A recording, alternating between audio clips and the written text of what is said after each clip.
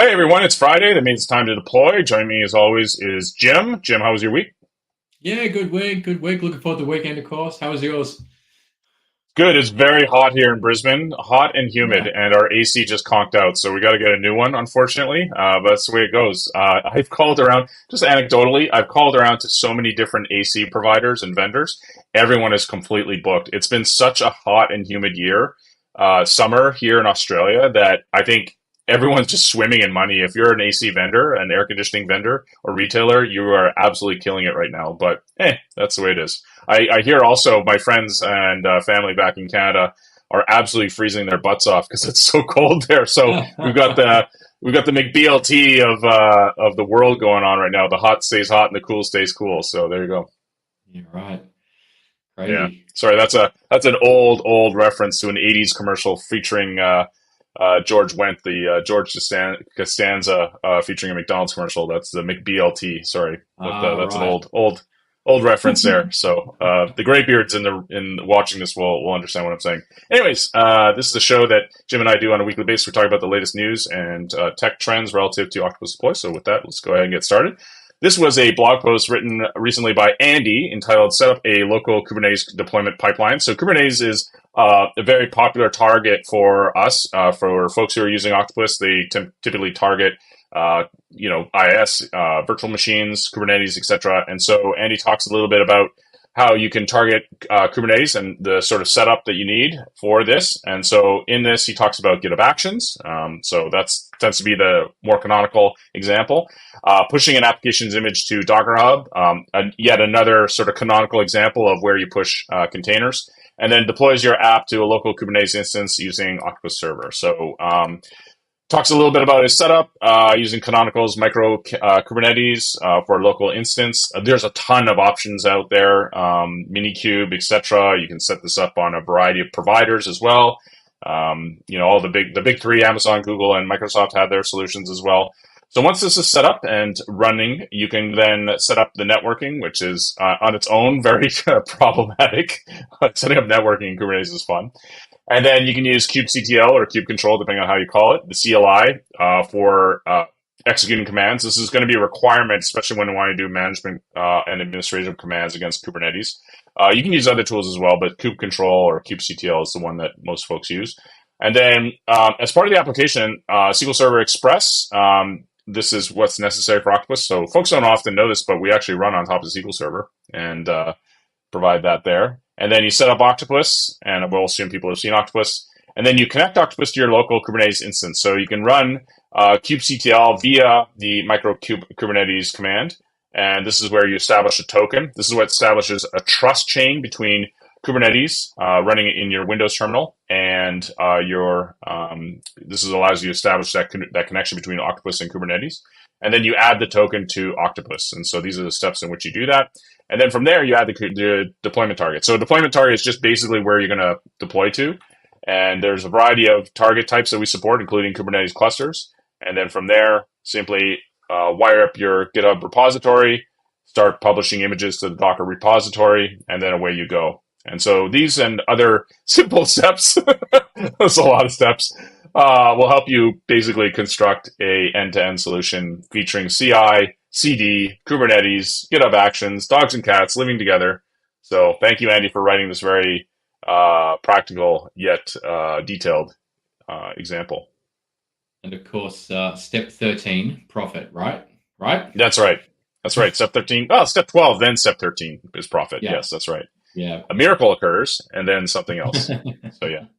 So yeah, thanks, Andy, for that blog post. Great stuff. And if you're all curious about what we have support for in terms of Kubernetes, we've got tons of blog posts up on our YouTube channel. You can take a look at that there.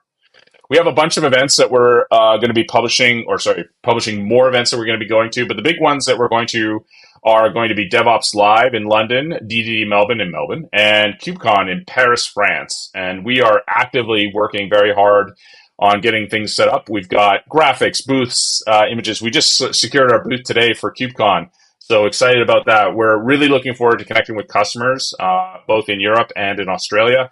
We're going to be visiting customers in the US. We're going to be visiting customers in the UK So stay tuned for more events being published here. You'll hear about these as we progress. We are also sponsoring Platform Con. So Platform Con 24 is an online event. This is their second year running, I believe. And we are a sponsor, and they have a call for speakers at the moment. So feel free to submit a session. This is an online conference. We're big fans of this, and we are also a sponsor of this. They have a variety of conference tracks, excuse me if I could speak. And we are huge fans of this. We think that platform engineering is a really good way to approach CI/CD and development practices in general, etc.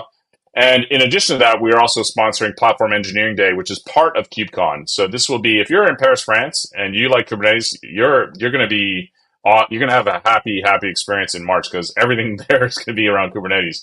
So KubeCon kicks off in March. We will be part of Platform Engineering Day.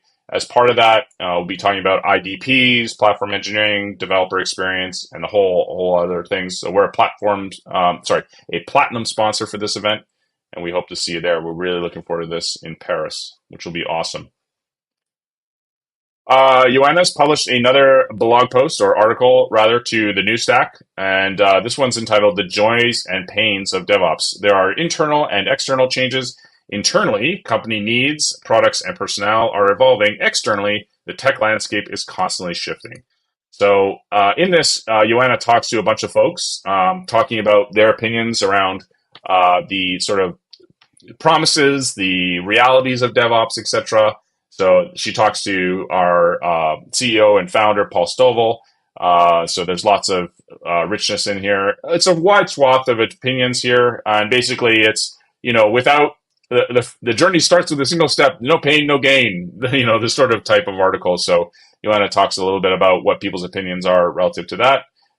Some highlights here. Steven, who's a big fan of Octopus, he's a principal DevOps engineer at biotech research company Charles River Laboratories, talks a little bit about enabling quick and reliable deployments for years to come is priceless. I would totally agree. Getting deployments right is super critical because it makes you go faster. Nothing is worse than having a souped up engine in your car and having the parking brake on it because you can't go fast enough when developing. And I think that having a bad deployment process is kind of like that. You're right. You may have the best CI pipeline in the world, but if you don't have really a good deployment process, you're driving with the parking brake on, in my opinion. So there you go. So lots of opinions there. And if you're all curious about checking this out, you can check it out on the New Stack, which is very popular sort of read for me. There's lots of really great articles and content published there. And they've got a great series of podcasts and videos, etc. So lots of good stuff there. Yeah, I'm not familiar with New Stack. Let's check it out. Yeah, they're actually got a number of podcasts there. So some of the podcasts that I've heard, I think they do Go Time, if I remember correctly. I can't remember what other ones they do.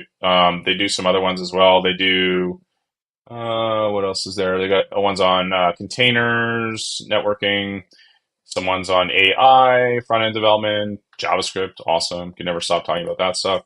And then the podcasts themselves. So they do a bunch of different talks there as part of this, which is great. Cool. For those who don't know, actually, you can subscribe to Octopus outside of Octopus Cloud. You can actually provision an instance of Octopus through Azure Marketplace. So for those who don't know, you now know. You can go to Azure Marketplace, search for Octopus Deploy, and you'll find two options there. One for our cloud solution and one for our self-hosted solution as part of a VM. And Jim and I thought it'd be just a good idea just to point this out. Like this is an option you have available if you're wanting to host this and manage it through Azure Marketplace. Go nuts! This is something that you can certainly do and take advantage of. So these are solutions that we have available there, and I thought I'd just mention it here as part of our solution stack going forward. So we've got that available up on Azure if you're so inclined. I know that Azure credits come into this story when people look at this. That's part of the reason why people like using Azure Marketplace, especially providers or partners rather, that use up their credits for procuring solutions. So that's definitely something worth checking out. So that's available up on Azure Marketplace. So there you go. Sometimes it's just an easy way to So get short and sweet. That's right. So short and sweet. we're still actively developing, but we're laying down all the tracks, the plans for all the stuff that we're doing out through the year. We will be announcing Shipped 24, our virtual conference. That's going to be coming up in November. I haven't made any announcement about that, but I thought I'd just mention that we're already planning that one. And we're going to be Wasn't taking that it? external speakers. What's that? Wasn't that the announcement? No. No, that was. No, not the official announcement. This is All right. this is for All right. folks who watch. I'm paying homage to the people who are fans of the show. So people who watch Deploy on Friday are going to be the first to know that we will be doing a Ship 24. So Shipped, if you happen to miss it, is at octopus.com/shipped. We currently have our Ship 23 listed there with all the things. This will get updated very soon and have the recordings available. But we're going to also hold the spot or hold the date for Ship 24 very soon. So that's a little sneak or teaser there in terms of what's coming. But anyway, it's been a bit of a short week, but as I said, we've been doing lots of planning, and I know Jim and I are really looking forward to the upcoming year. Jim, I'm sure you've got lots of master plans for world domination relative to stability and reliability of deployments. Is that right? Yep. Yeah, that's right. Got to get to step 13 profit. So, nice. I like it. Nice callback there. I like it. Well, anyways, next week I'll be in Barcelona, so Jim and I may or may not be able to pull off another Deploy on Friday. If it is not working out, I will probably just do it from my hotel room, which is fine. I'm sure Jim will appreciate me not having to ping him at like 1 a.m. His time. So we'll see what we do next week. But the week following, we'll definitely be back on our regular schedule. So on behalf of Jim, thanks for joining us. We really appreciate it. Don't forget to like and subscribe, and we'll see you next time on Deploy on Friday.